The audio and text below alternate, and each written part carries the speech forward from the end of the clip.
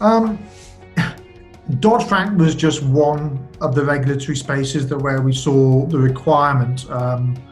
When we approached the marketplace with the knowledge that we had, it was that there was lots and lots of requirements being put into place associated with, for example, a MAR requirement, a MiFID requirement, a MAS requirement in Singapore. And what we were seeing is lots and lots of point solutions being developed based on the next generation or the next iteration of whatever the regulator actually asked for. So we actually took a big step back and thought, actually, you know what?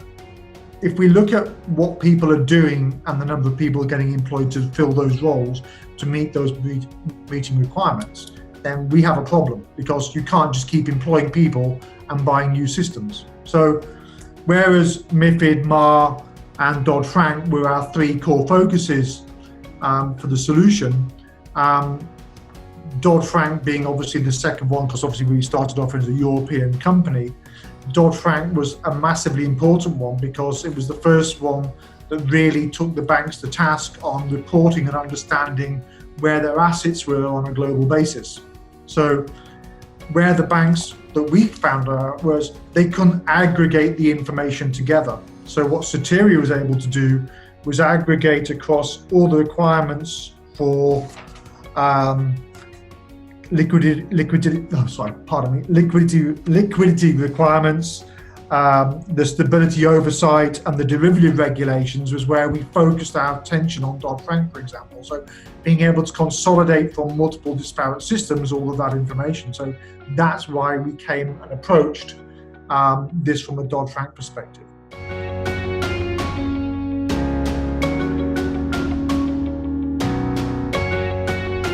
That's an interesting one, because I think it's going to steer away from the exact requirements of Dodd-Frank as a reporting requirement. Because if we look at the rules that make up Dodd-Frank, the Volcker rule, the CFPB, as I said, the liquidity requirements, okay? I think that the financial stability oversight area is going to come into more fruition in terms of people or the regulator understanding exactly what is actually required and those companies they should be looking into. But I think it's really going to come back to what is the core requirement of all of these banks, which is the ability to actually understand what the traders and the clients are actually doing. So it's going to become more behavioral, it's going to become more intrusive in terms of looking at the behavior of clients and traders to understand what actually should be required. I mean, I get very frustrated. I listen to a lot of webinars, I go to a lot of seminars, and I hear people saying the same words all the time, and that is, we want to reduce the number of false positives, okay? False positives are because you don't understand your data or your data's not clean. So what I predominantly see happening in the future, or the future of our development life cycles, is actually cleaning the data. So actually you're not getting the false positives by the very fact that you're taking more notice or more attention based on the quality of the data that you're collecting. So the development's going to be around, how am I made aware that my data is not clean? How do I go about normalizing that data so that it's actually giving better information and better foresight into the business at the various levels where it's absolutely needed?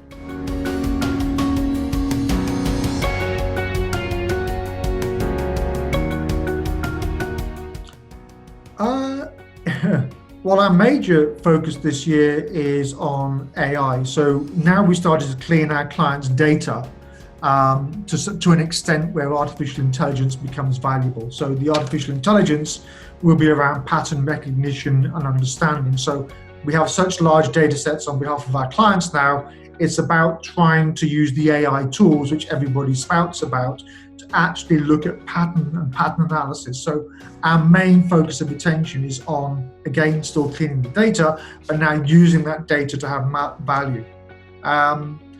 Outside of that, we are launching our Golden Source product, and the Golden Source product is specifically around SMCR, understanding risk and the responsibilities associated with risk. So if you go to any organization today and you can say, what did Alan do for the business 7 years ago, or who's responsible for this level of risk? they don't have systems in place today that means that they can go back and recreate or rebuild the exact environment on the organizational structure the businesses had 7 years ago when it comes to explaining to the regulator why they took the steps and the actions they did. So we found that from a cleaning of the data, the productization and the reporting, being able to go back 7 years or 5 years and exactly replay who had what role, who had responsibility, and what those people did is probably where we're going to be focusing our attention.